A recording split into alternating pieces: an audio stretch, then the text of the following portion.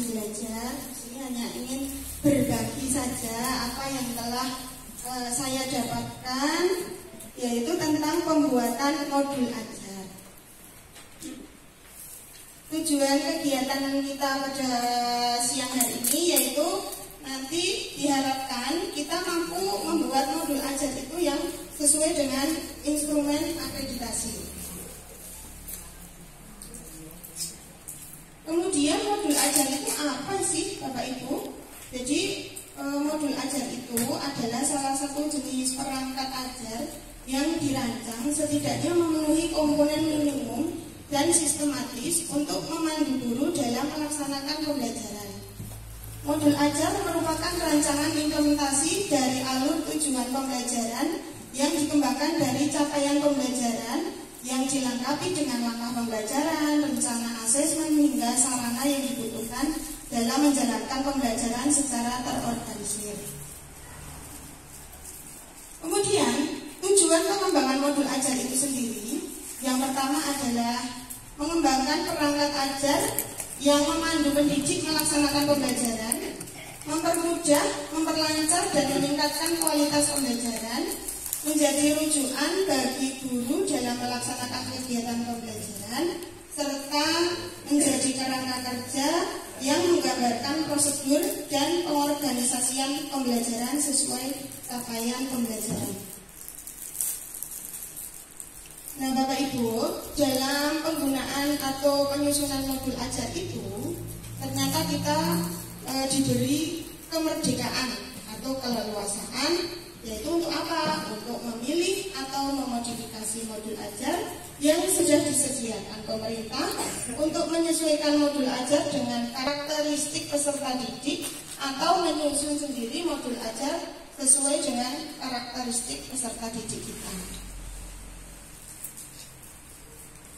Untuk komponen modul ajar sesuai dengan buku panduan pembelajaran dan asesmen yang sudah direvisi edisi tahun 2024, ketentuan komponen minimum dalam penyusunan modul ajar yaitu terletak pada tujuan pembelajaran, rencana asesmen, langkah pembelajaran, dan media pembelajaran. Namun Bapak Ibu, untuk menunjang keterbacaan dan kelengkapannya, penyusunan modul ajar itu dapat dilengkapi dengan komponen-komponen diantaranya yang Bapak Ibu juga sudah kenal, juga sudah membuat semuanya. Yang pertama yaitu informasi umum. Informasi umum itu sendiri terdiri atas identitas penulis modul, kemudian kompetensi awal, profil pelajar Pancasila, sarana dan prasarana, target peserta didik, model pembelajaran yang digunakan. Kemudian yang kedua yaitu komponen inti. Komponen inti modul ajar itu meliputi ada capaian pembelajaran, tujuan pembelajaran, pemahaman bermakna, pertanyaan pemantik, kegiatan pembelajaran, asesmen, refleksi peserta didik dan pendidik. Kemudian ada lampiran, di situ ada instrumen refleksi, asesmen dan rubrik penilaian, kesepakatan belajar, lembar kerja peserta didik, bahan bacaan pendidik dan peserta didik, media pembelajaran, ada juga yang mencantumkan glosarium serta daftar pustaka. Namun Bapak Ibu tidak semua ya, misalnya penting kita sudah menyusun itu minimal ada 4 komponen ini. Jadi misalnya untuk komponen pelengkap ini tidak harus sama seperti yang ditampilkan di depan ini. Bapak Ibu, dalam modul ajar atau perangkat rencana pembelajaran itu jantungnya adalah terletak pada kegiatan pembelajaran. Nah ini juga kemarin yang disesuaikan dengan instrumen akreditasi, yaitu ketika kegiatan pembukaan itu di dalamnya harus mencakup hal-hal seperti yang di depan yang ditayangkan pada slide. Yang pertama adalah menyiapkan kondisi fisik atau psikologis peserta didik. bisa dengan salam, doa, dan presensi. Kemudian memberi motivasi, yaitu bisa menyanyikan lagu-lagu, menayangkan cerita atau video yang tentu saja itu dikaitkan dengan materi yang akan disampaikan. Kemudian ada kegiatan apersepsi yang ketiga. Kegiatan apersepsi itu adalah mengaitkan materi yang lalu guna mengungkap kesiapan belajar peserta didik dan menyampaikan materi yang akan dipelajari, atau juga bisa diisi dengan pertanyaan pemantik.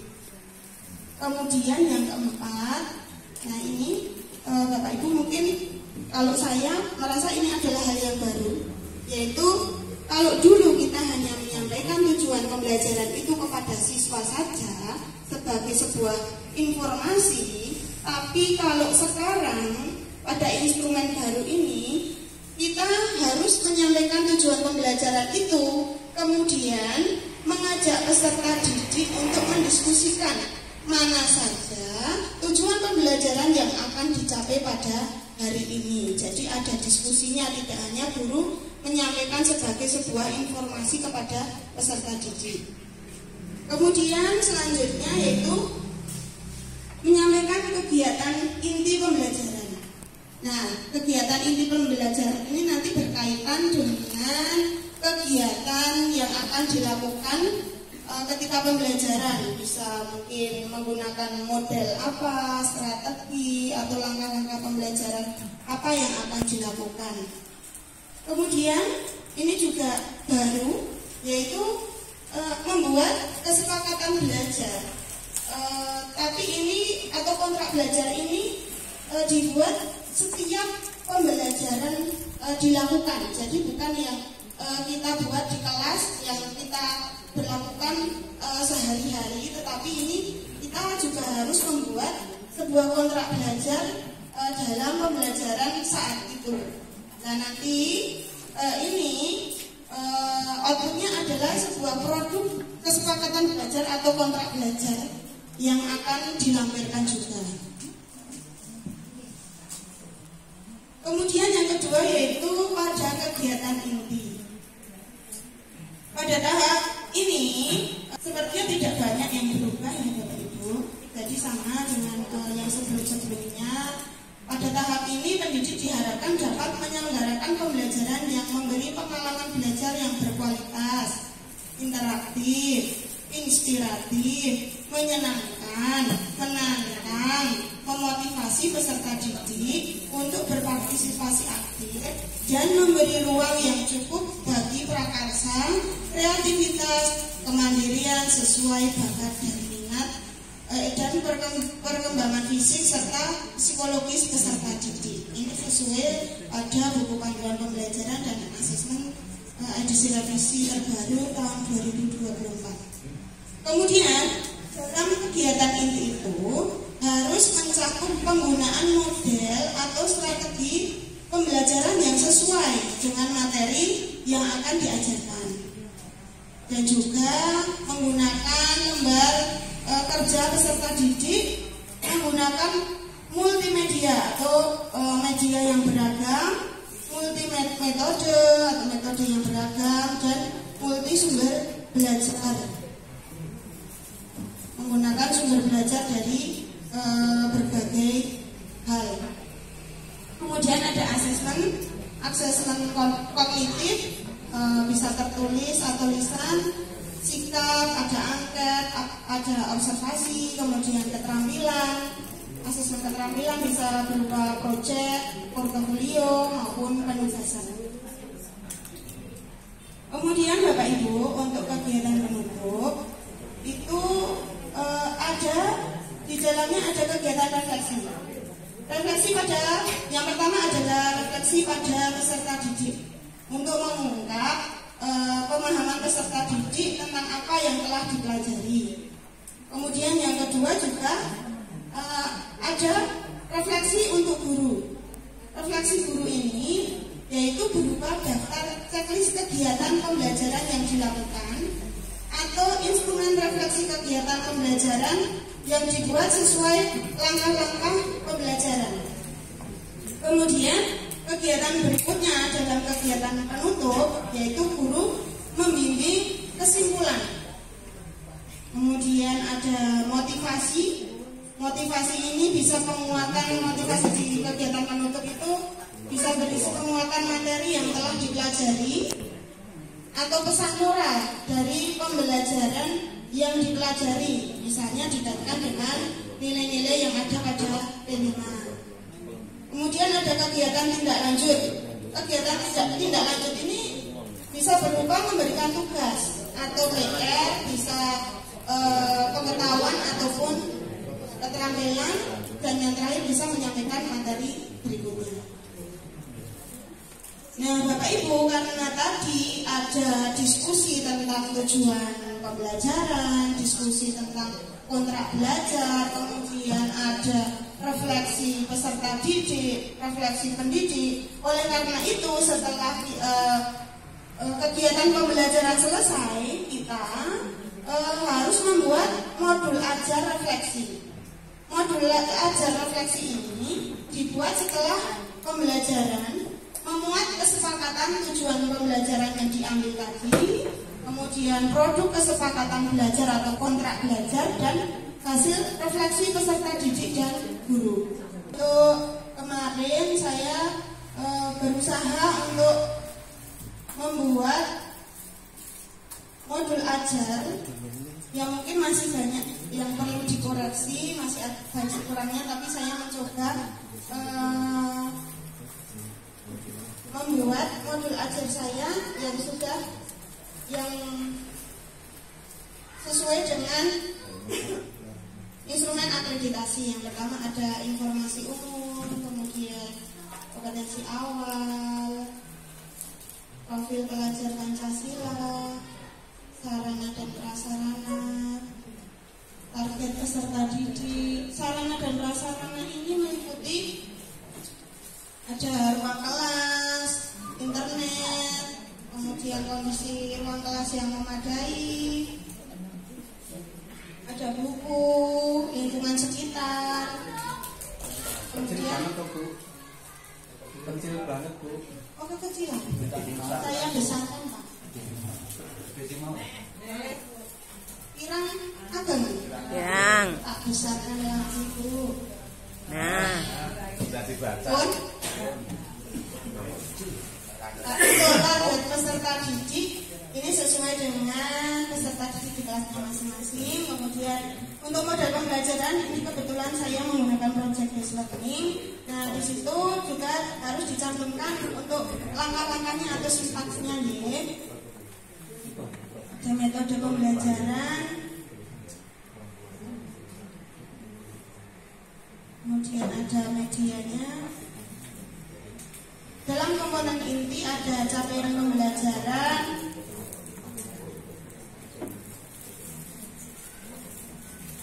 di sini saya kebetulan mengambil yang tentang tema energi listrik.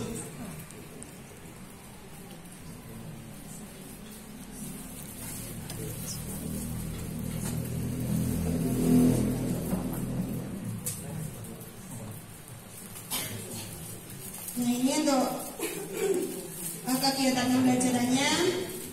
Ada kegiatan membuka, ada salam, doa, kemudian melakukan presensi kehadiran. Ini bisa dengan memanggil setiap nama peserta didik untuk menciptakan suasana yang inklusif dan menghargai kehadiran setiap individu di kelas. Kemudian ada motivasi,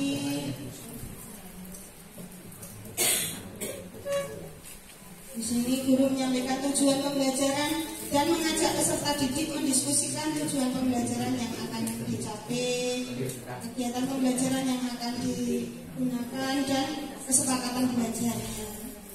Nah, untuk kegiatan inti hanya berisi di sini dijelaskan untuk sintaks-sintaksnya. Kemudian untuk lampirannya, instrumen Refleksi di sini refleksi siswa dan refleksi guru. Untuk refleksi siswa mengungkap materi yang tadi sudah dipelajari. Sedangkan refleksi guru mengacu pada langkah-langkah pembelajaran. Di sini saya membuatnya hanya checklist ya atau tidak dilaksanakan. Lampiran berikutnya yaitu rubrik penilaian. Ini masih rubrik penilaian. Kemudian ada media pembelajarannya juga dan bahan bacaan. Kebetulan di sini saya belum mencantumkan glosarium dan daftar pustaka. Lampiran berikutnya yaitu LKPD untuk siswa. Kesepakatan belajarnya harus dicantumkan nanti pada modul ajar refleksi. Ini LKPD-nya saja. Mungkin itu saja yang dapat saya bagikan Bapak Ibu. Ada manfaatnya itu karena Allah Subhanahu wa Ta'ala dan karena bimbingan dari beliau Bapak Pengawas Bapak Kadarisman, dan banyak kurangnya itu tentu karena kekurangan saya pribadi. Mohon Bapak Pengawas nanti menyempurnakan banyak kekurangan saya. Jadi begini Bapak Ibu, ketika kamu jatuh jangan tetap di bawah. Jatuh bukan berarti kalah, itu berarti kamu harus bangkit dan kembali berusaha untuk mencoba. Kemudian yang kedua, hidup ini adalah pilihan. Apapun yang membuatmu sedih, tinggalkan. Caca. Ayo piknik. Buat apa galau? Buat apa nangis? Apa itu galau? Apa itu nangis? Hidup bahagia. Apapun yang membuatmu tersenyum, pertahankan. Dan yang terakhir, seseorang yang luar biasa itu sederhana dalam ucapannya, tetapi hebat dalam tindakannya. Yes, keren. Semua Bapak Ibu tetap hidup bahagia, sehat semuanya. Amin. Ya Rabbal Alamin. Terima kasih atas perhatiannya. Banyak salam, mohon maaf. Wassalamualaikum warahmatullahi wabarakatuh. Waalaikumsalam warahmatullahi wabarakatuh.